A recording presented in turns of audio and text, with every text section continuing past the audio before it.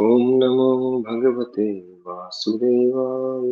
ओम नमो भगवते वासुदेवाय।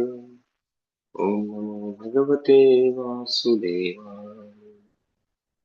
नारायणं नमस्कृत्य नरं चैव नरोत्तमं देवीं सरस्वतीं व्यासं ततो जयमुदीरये। नष्टप्रायेषु भद्रेषु नित्यं भागवतसेवया भगवती उत्तमश्लोके भक्तिर्भवति नैष्ठिकी।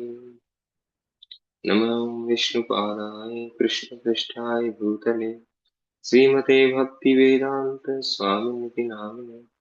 नमस्ते सारस्वती देवे गौरवाणी प्रचारिणे निर्विशेषशून्यवादी पाश्चात्यदेशतारिणे। श्रीमद् भागवतम स्कंद एक अध्याय 9। भगवान कृष्ण की उपस्थिति में भीष्मदेव का देहत्याग। श्लोक संख्या 6 और 7। कोई श्लोक आ रही है? आ रही है प्रभु जी।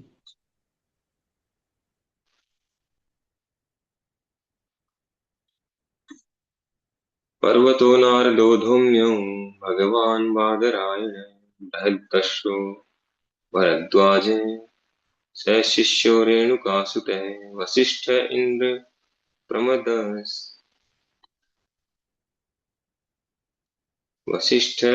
प्रमदत्रित ग्रत्समदो असीतः कक्षिवान् गौतमो अत्रीश् च कौशिको अत्सुदर्शन। पर्वत मुनि नारद, धौम्य ईश्वर के अवतार व्यास, बृहदर्ष भारद्वाज भारद्वाज परशुराम था उनके शिष्य वशिष्ठ, इंद्र प्रमद त्रिक ग्रथ ग्रथसमद असित कक्षिवान गौतम अत्रि कौशिक तथा सुदर्शन जैसे सारे ऋषि वहां उपस्थित थे। तो कल हमने 3 ऋषियों के विषय में समझा था, पर्वत मुनि, नारद मुनि और धौम्य ऋषि। अब यहाँ पे बादरायण व्यास देव जी के विषय में बताया गया। बादरायण तो व्यास देव वे कृष्ण कृष्ण द्वैपायन द्वैपायन सत्यवती सुत पाराशर्य और पराशरात्मजय बादरायण वेदव्यास आदि नामों से विख्यात विख्यात है। बहुत सारे नाम है व्यास देव जी के। कुछ उनको कृष्ण भी कहते हैं, कृष्ण द्वैपायन व्यास कहते हैं, खाली द्वैपायन द्वैपायन कहते हैं, बादरायण भी कहते हैं, वेद व्यास भी कहते हैं। तो वे महान सेनापति पितामह भीष्म देव के पिता महाराज शंतनु शंतनु से उनकी माता सत्यवती की सगाई होने के पूर्व ही उनके गर्भ से महामुनि पराशर के पुत्र रूप में उत्पन्न हुए थे। ये घटना हम चर्चा कर चुके हैं पहले पहले के चैप्टर में। तो व्यास देव जी अपने बारे में बताते हैं नारद मुनि को। तो सत्यवती और शंतनु शांतनु के विवाह से पहले सत्यवती के गर्भ से उत्पन्न हुए थे भगवान व्यास देव। वो एक विशेष सिचुएशन थी ऐसी, तो पराशर मुनि के पुत्र रूप में उत्पन्न हुए। वे नारायण के सत्यावेश अवतार हैं और वे सारे विश्व में वैदिक ज्ञान का प्रसार करते हैं। इसलिए जब किसी वैदिक ग्रंथ का, विशेष रूप से पुराणों का पारायण करना होता है, तब व्यास देव को नमस्कार किया जाता है। सुखदेव गोस्वामी इनके पुत्र थे और वेदों की विभिन्न शाखाओं के लिए नियुक्त वैशंपायन जैसे ऋषि उनके शिष्य थे। वे महाकाव्य महाभारत तथा परम दिव्य ग्रंथ भागवत के रचनाकार हैं। तो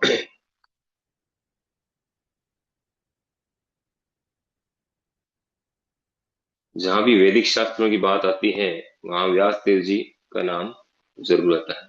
इवन जिस आसन पर बैठ करके प्रवचन करता, प्रवचन देता है, उसको व्यास पीठ बोला जाता है, व्यास आसन, व्यास पीठ।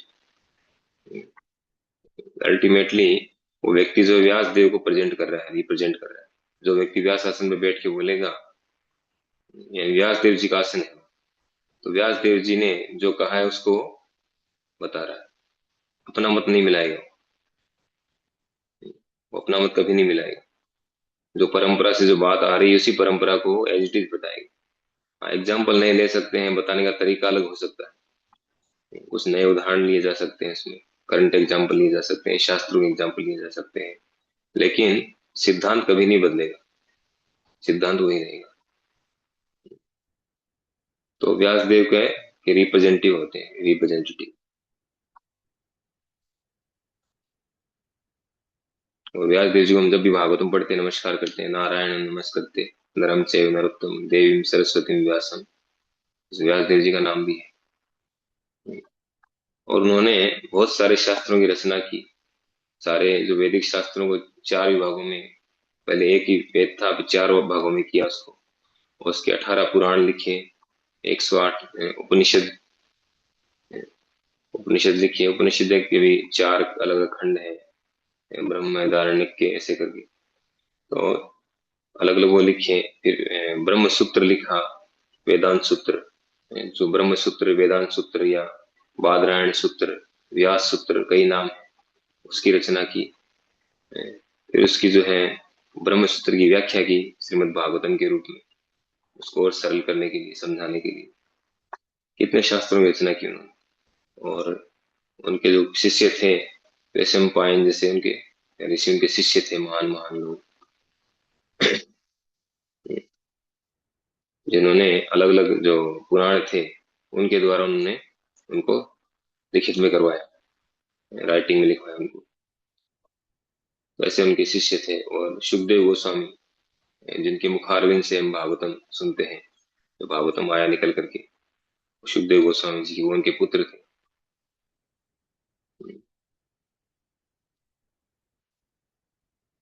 वे महाकाव्य महाभारत तथा परम ग्रंथ, परम दिव्य ग्रंथ भागवत के रचनाकार हैं। उन्होंने ब्रह्म सूत्र, वेदांत सूत्र या बादरायण सूत्र का संकलन किया था। अपनी कठिन तपस्या के कारण वे ऋषियों में सर्वाधिक सम्मानित रचनाकार हैं।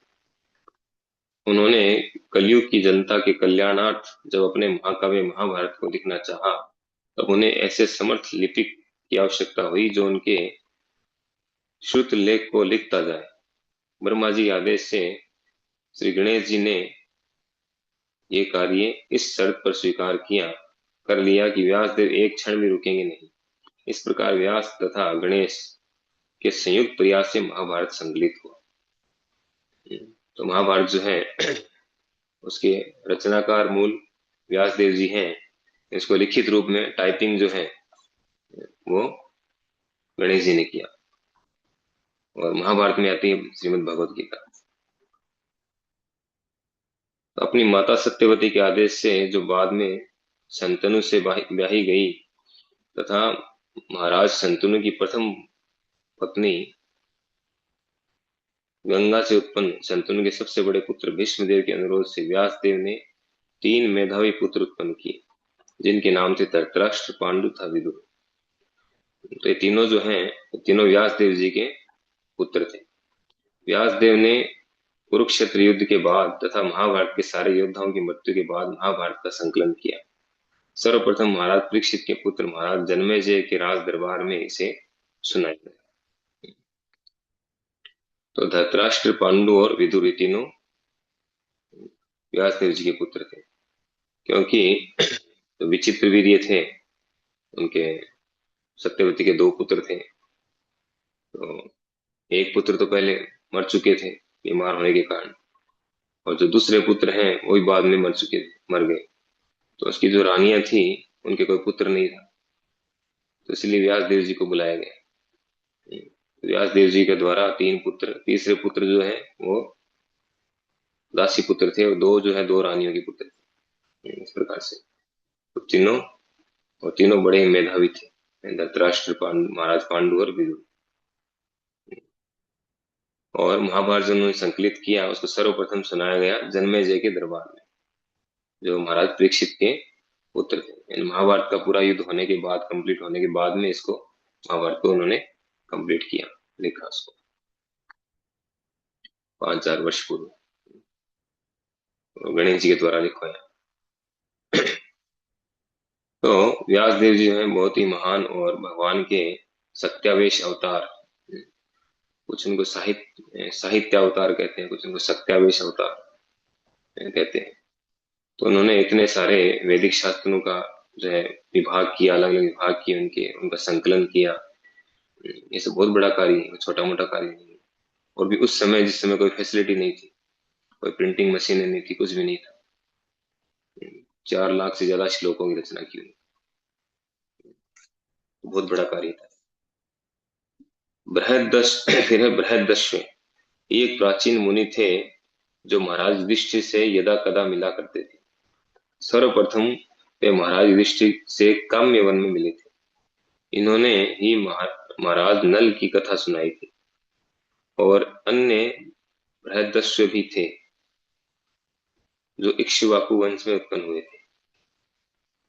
महाभारत वन पर्व, तो नल दमयंती की कथा आती है। वो कथा उन्होंने बृहदस्व ने महाराज युधिष्ठिर को जब वो काम्य वन में मिले तब सुनाई थी। फिर है भरद्वाज।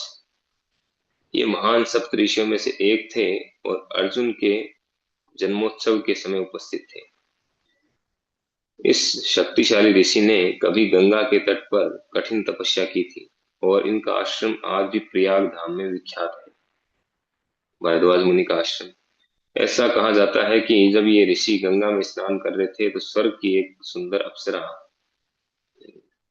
घृतची घृतची से इनकी भेंट हुई। इस कारण से इनका वीर स्खलित हुआ, जिसे एक मिट्टी के बर्तन में सुरक्षित रख दिया गया, जिससे द्रोण उत्पन्न हुए। इस तरह द्रोणाचार्य भरद्वाज मुनि के पुत्र थे। कुछ लोग द्रोण के पिता भरद्वाज को इन महर्षि भरद्वाज से भिन्न मानते हैं। ये ब्रह्मा के महान भक्त थे। ये एक बार द्रोणाचार्य के पास भी गए और इन्होंने उनसे कुरुक्षेत्र युद्ध बंद करने का आग्रह किया। तो भरद्वाज मुनि बहुत महान ऋषि थे। और यह घटना जो बताई गई है, जो अप्सरा घृतची से उनकी भेंट हुई और उसके प्रति आकर्षित होने के कारण उनका वीर स्खलित हुआ, सीमन डिस्चार्ज हो गया उनका। तो इसको सुरक्षित रखा गया, उसी से द्रोण उत्पन्न हुए, द्रोण और द्रोणी, जो कृपाचार्य से ब्याही गई थी। तो पहले का साइंस कितना एडवांस था। अब साइंटिस्ट लोग जो है, किसी के संतान नहीं होती है तो टेस्ट ट्यूब बेबी वाला परीक्षण करते हैं। वो भी कई बार सक्सेस होता है, कई बार नहीं होता। कितना सक्सेस है पता नहीं। पहले के लोग जो थे, पहले जो ऋषि मुनि थे, उनका जो साइंस था बहुत एडवांस था। ऐसी कई घटनाएं भागवतम में आती है, महाभारत में, भागवतम में। फिर है परशुराम या रेणुका सुत। तो परशुराम जी, ये महर्षि जमदग्नि तथा श्रीमती रेणुका के पुत्र थे। इस तरह वे रेणुका सुत भी कहलाते थे। वे ईश्वर के शक्तिशाली अवतारों में से एक थे और उन्होंने क्षत्रिय वंश का 21 बार संहार किया था। उन्होंने क्षत्रियों के रक्त से अपने पूर्वजों की आत्माओं को प्रसन्न किया। बाद में उन्होंने महेंद्र पर्वत पर घोर तपस्या की। उन्होंने संपूर्ण पृथ्वी को क्षत्रियों से छीन कर उसे कश्यप मुनि को दान में दे दिया। परशुराम ने द्रोणाचार्य को धनुर्वेद की शिक्षा प्रदान की, क्योंकि वे ब्राह्मण थे। वे महाराज युधिष्ठिर के राज तिलक के समय उपस्थित थे और अन्य महान ऋषियों के साथ इस उत्सव में सम्मिलित हुए। परशुराम की आयु इतनी अधिक थी कि विभिन्न युगों में राम तथा कृष्ण दोनों से मिले थे। उन्होंने राम से युद्ध किया था, लेकिन कृष्ण को उन्होंने भगवान के रूप में स्वीकार किया था। उन्होंने जब अर्जुन को कृष्ण के साथ देखा तो उसकी प्रशंसा भी की थी। जब भीष्म ने विवाह की इच्छुक अम्बा से विवाह करने से इनकार कर दिया तो अम्बा परशुराम से मिली थी और उसकी प्रार्थना पर उन्होंने भीष्मदेव से उसे पत्नी रूप में स्वीकार करने के लिए कहा था। अपने गुरु होते हुए भी भीष्मदेव ने उनकी बात नहीं मानी थी। अतः परशुराम ने उनसे युद्ध किया। दोनों में घमासान युद्ध हुआ और अंत में परशुराम भीष्म से प्रसन्न हुए और उन्होंने उनको विश्व का सबसे बड़ा योद्धा होने का वरदान दिया। परशुराम जी जो हैं बहुत महान भगवान के अवतार और सबसे शक्तिशाली। तो परशुराम जी का अवतार हुआ था, क्यों हुआ था? क्षत्रियों का विनाश करने के लिए। ऐसे क्षत्रियों का जो शोषण कर रहे थे जनता का, ऐसे राजनेता या ऐसे क्षत्रिय ऐसे राजा जो जनता का शोषण करते हैं, उनको ठीक करने के लिए भगवान इस तरह से अवतार लेकर के आते हैं। तो उस समय वो जो घटना आती है, जमदग्नि मुनि के पास एक गाय थी कामधेनु गाय। और जब सहस्त्रबाहु कार्तवीर्यार्जुन जो है वो वहां पर आया जंगल में, उस समय वो राजा था वहां का। उसने जमदग्नि मुनि की खूब खातिर की, उनको खूब खिलाया पिलाया अच्छे से, राजा है इसलिए। फिर पता चला राजा को उनके पास सोर्स क्या है। राजा के मन में विचार आया कि मेरे पास इतना धन नहीं है, ये इतना धन है फिर भी मैं इतना नहीं कर पाता हूँ, और ये तो साधारण एक ऋषि मुनि है, जंगल में रह रहा है, इनके पास इतना कहाँ से आए। सर्च किया अपने आदमी को भेज करके, तो पता चला इनके पास कामधेनु गाय है, वो सारी सप्लाई कर रही है। तो कहा उसको ले चलो हमारे साथ, यहाँ पे क्या काम है? तो गाय को उठा लिया, लेके चले गए। और लेके गए तो फिर पीछे से परशुराम जी आए। परशुराम जी को पता चला तो उन्होंने उनकी किस तरह से लेके गए, वो रिक्वेस्ट करके वैसे नहीं लेके गए, जबरदस्ती छीन करके लेके गए। फिर परशुराम जी क्रोध आया, उन्होंने जाकर के कार्तवीर्यार्जुन को मार दिया। उसके 1000 पुत्र थे। बाद में पुत्रों ने उनके पिताजी को मार दिया, जमदग्नि मुनि। तो फिर परशुराम जी ने फिर से जो है जितने इस तरह के क्षत्रिय थे सबका संहार किया, पूरी पृथ्वी से सफाया कर दिया पूरा, पृथ्वी को क्षत्रिय विहीन कर दिया। इस तरह से 21 बार उन्होंने पूरी पृथ्वी पर संहार किया। 21 बार पूरी पृथ्वी को क्षत्रियों से विहीन कर दिया। तो जब भी इस तरह की आवश्यकता पड़ती है भगवान अवतार रहते हैं, जैसे कल की अवतार लेंगे। कल की अवतार का उद्देश्य क्या है? कलयुग के एंड में, अंत में, जब शासक इस तरह के हो जाएंगे, शासक प्राय लुटेरे बन जाएंगे, डकैतों जैसे हो जाएंगे। भागवत में सारा वर्णन है 12वें स्कंद में, कि लोग इतने परेशान हो जाएंगे, इतना टैक्स लगेगा कि लोगों को मजबूर होकर के पहाड़ों पर जंगलों में जाके रहना पड़ेगा। गांव में शहरों में रह नहीं पाएंगे, इतना अधिक टैक्स होगा। और सारी जो है सुविधाएं सारी बंद, प्राकृतिक सुविधाएं सब बंद हो जाएगी, बहुत बुरा हाल होगा। तो उस समय लोग जंगलों में चले जाएंगे और जो शासक है वो सब लुटेरे बन जाएंगे। फिर उनको ठीक करने के लिए भगवान तलवार हाथ में लेकर के और कल के रूप में आएंगे परशुराम जी की तरफ। फिर एक ही काम, सफाया। तो परशुराम जी ने द्रोणाचार्य जी को भी धनुर्विद्या सिखाई थी और भीष्मदेव को भी सिखाई थी। भीष्मदेव भी उनके शिष्य थे। वो क्षत्रियों को ट्रेनिंग नहीं देते थे बिल्कुल भी।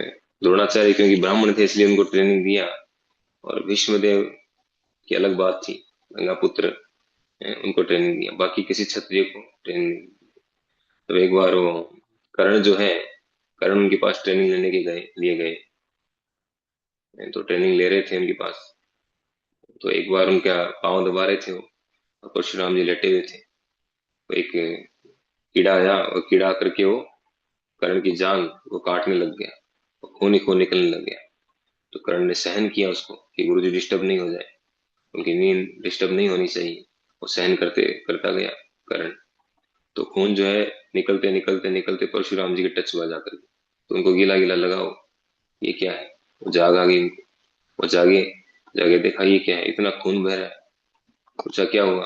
कि एक कीड़ा काट रहा है। तो फिर तुमने हटाया क्यों नहीं इसको तुरंत?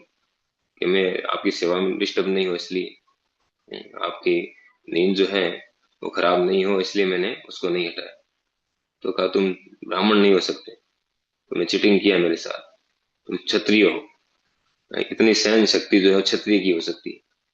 और क्षत्रिय थे वो, कुंती पुत्र थे, सूर्यदेव के पुत्र थे वो, क्षत्रिय थे। लेकिन उनको खुद को पता नहीं थी ये बात पहले। वो तो एक, जो सारथी हैं, उनके यहाँ पर उनको मिले थे। वो उन्होंने उनका पालन पोषण किया। सूत पुत्र, अपने आप को सूत पुत्र समझते थे, लेकिन वो उन्होंने सूत पुत्र वाली पहचान भी छुपाई थी कर्ण ने। पहचान छुपा करके वो धनुर्विद्या सीखना चाहता था। तो फिर परशुराम ने उनको श्राप दे दिया कर्ण को कि तुमने जो धनुर्विद्या सीखी है वो लास्ट मोमेंट पे, जब तुम्हें आवश्यकता पड़ेगी इसकी सबसे अधिक, उस समय फेल हो जाएगी, तुम्हारे काम नहीं आएगी। ऐसा श्राप दे दिया। चीटिंग किया तुमने।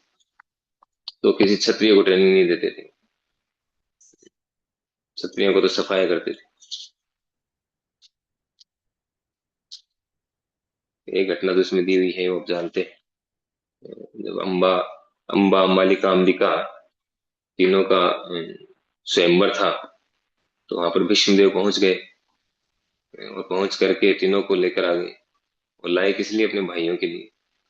तो, तो उनमें से जो एक थी, दो को तो उन्होंने स्वीकार कर लिया, और अम्बा जो थी उसको स्वीकार नहीं किया। और वो किसी और से प्रेम करती थी।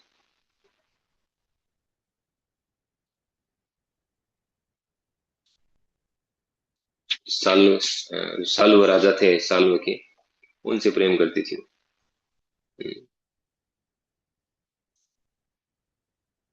तो उन्होंने वो विचित्र वीर्य जो है उन्होंने अस्वीकार कर दिया अम्बा को।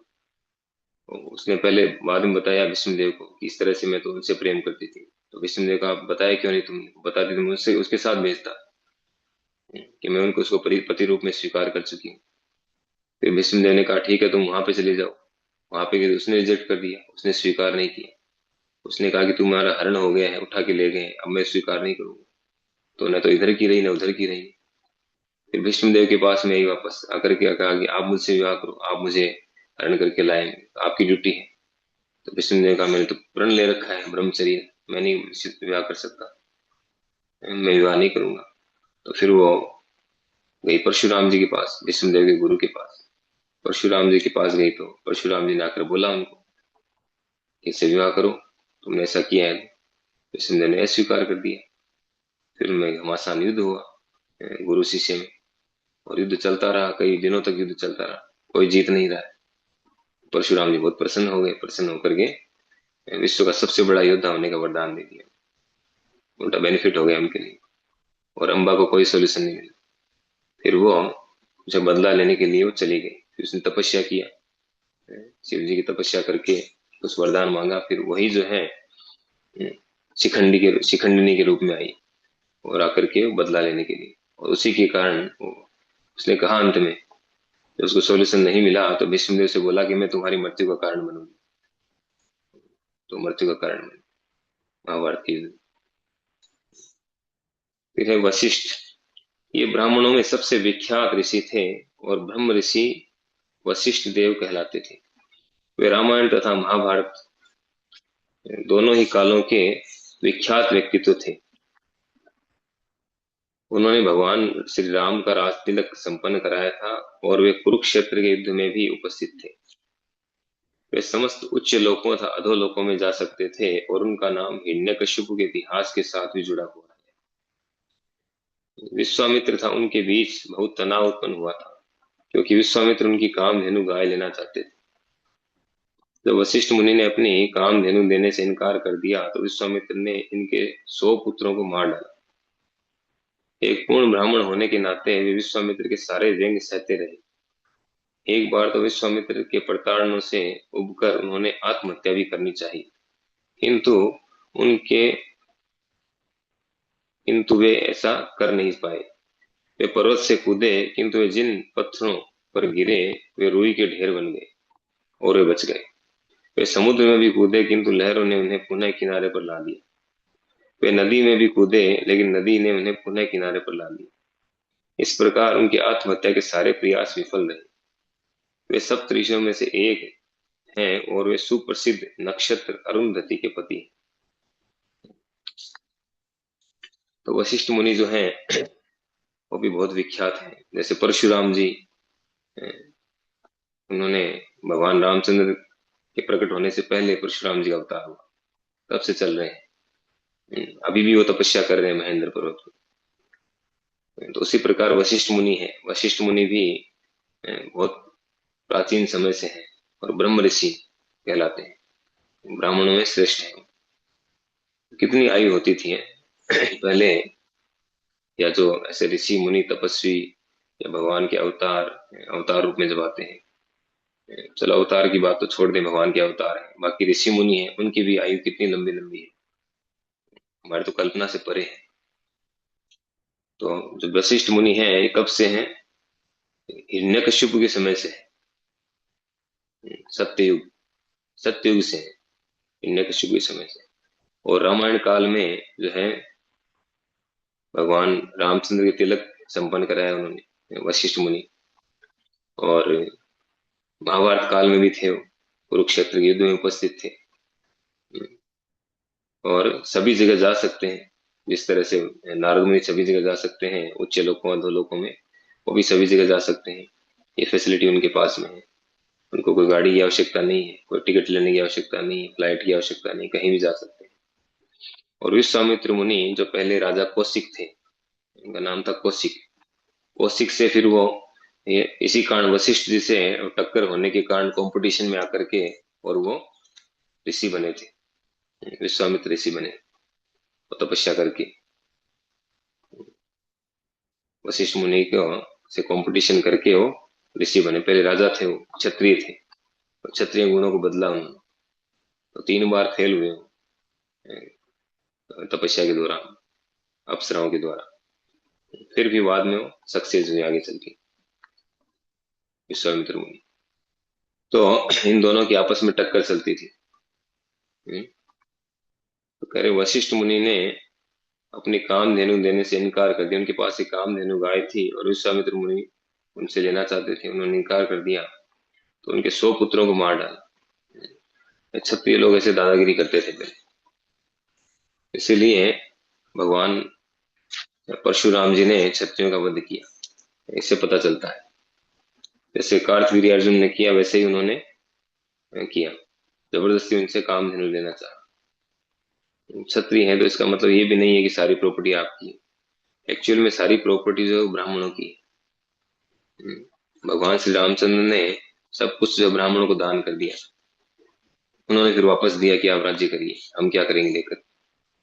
अभी ऐसा माहौल नहीं है, अभी आप सब दे देंगे तो आप बैंकरप्ट हो जाएंगे, वापस कुछ नहीं मिलना आपको, अगर कोई क्षत्रिय ऐसा करे तो। लेकिन पहले ऐसा था।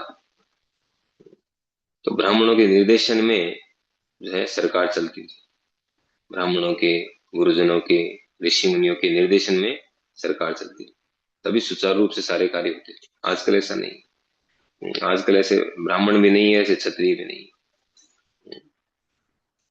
शास्त्रों को फॉलो करने वाले कुछ हैं। तो एक बहुत अच्छी जो घटना बता रहे हैं इसमें, कि विश्वामित्र मुनि से एक बार प्रताड़ित होकर के उन्होंने आत्महत्या करना चाहा, वशिष्ठ मुनि ने। कहते हैं राखे कृष्ण मारे के, मारे कृष्ण राखे के। तो उन्होंने कितना प्रयास किया देखिए, मरने के लिए, आत्महत्या करने के लिए। पर्वत से कूद गए, पर्वत से कूदे तो पर्वत जहां पत्थरों पर गिरे वो सब रुई के समान हो गए, कॉटन की तरह सॉफ्ट हो गए, गद्दे की तरह, उनको कुछ नहीं हुआ। समुद्र में कूदे तो लहरें जो हैं उनको उनको किनारे पे ला दिया, नदी में कूदे तो लहरों ने किनारे पे ला दिया, आत्महत्या करनी पड़ी। ऐसा होता है वास्तव में, क्योंकि हमारे हाथ में नहीं है मरना, न हमारे हाथ में, न जीना हमारे हाथ में। कई बार लोग मरना चाहते हैं लेकिन मर नहीं पाते, प्रयास कर करके थक जाते हैं, क्योंकि मरने का समय नहीं आया। तो और वे सप्त ऋषियों में से एक हैं और अरुंधति के पति हैं। तो इस तरह से कितने महान महान जो व्यक्ति हैं, हम देख रहे हैं कितने महान लोग हैं, कितने महान महान लोग जो हैं, ऋषि मुनि तपस्वी, ये सब वहां पर आए थे। और आकर के वो किस लिए आए? उपदेश ग्रहण करने के लिए, विष्णुदेव से उपदेश प्राप्त करने के लिए आए थे। शुद्ध भक्तों के जो उपदेश हैं कितने महत्वपूर्ण है, ये हमें समझना चाहिए। उसको महत्व देना चाहिए, सारे काम छोड़ करके फर्स्ट प्रायोरिटी उसको देना चाहिए। क्योंकि मनुष्य जीवन में ऐसे अवसर बहुत दुर्लभ है। एक तो मनुष्य जीवन दुर्लभ है, और उसके ऊपर ऐसे अवसर प्राप्त होना और ज्यादा दुर्लभ है। दुर्लभ मानुष समझे। तो ऐसे अवसरों को हाथ से जाने नहीं देना चाहिए। तो जैसे इन ऋषि मुनियों को पता चला कि भीष्मदेव उपदेश देने वाले हैं, सब काम छोड़ के अपने वो तुरंत वहां पर आ गए। और वहां कोई व्यवस्था नहीं थी। ऐसा नहीं है कि पहले देखेंगे कि वहां प्रसाद की व्यवस्था है कि नहीं है। प्रसाद मिलेगा क्लास के एंड में तब जाएंगे, या वहां पे अच्छे से प्रॉपर हमें ट्रीटमेंट मिलेगा वीआईपी तब जाएंगे, हमें माला पहनाई जाएगी तब जाएंगे, वहां बढ़िया गद्दा सोफा लगा होगा तब जाएंगे। कोई कंडीशन नहीं है। कुरुक्षेत्र के युद्ध स्थल में जब जहाँ चारों तरफ खून ही खून है, और चारों तरफ कटे हुए अवशेष पड़े हैं शरीरों के, पशुओं के, वहां पर जाकर के कथा सुनना था। सोची कैसी जगह थी वो। अर्जुन ने भी वहीं पे कथा सुनी। अर्जुन को जो उपदेश दिया गया भगवत गीता का, कहाँ दिया गया? दोनों तरफ सेनाएं लड़ने के लिए तैयार है, युद्ध भूमि है, अनाउंसमेंट हो चुका है कि बस शुरू करना है, शंख बज चुके हैं। फिर अर्जुन कह रहे हैं कि मुझे देखना है, और जाकर के बीच में खड़े हो गए और भगवान को उपदेश दे रहे हैं। कैसी स्थिति में? कोई सेमिनार हॉल नहीं था वहां पर कि सेमिनार हॉल है, बढ़िया प्रोजेक्टर लगा है, सब कुछ है, पीपीटी से दिखा रहे हैं, ऐसा कुछ नहीं था। कोई व्यवस्था नहीं थी।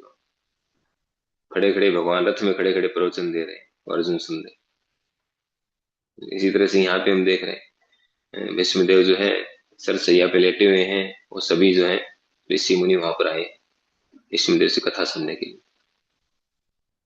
कथा के प्रति इतना लालच होना चाहिए। लोभ साधु संगे हरि कथा, काम कृष्ण करना कर्मार्पणे, क्रोध भक्त द्वेषी जने, लोभ साधु संगे हरि कथा।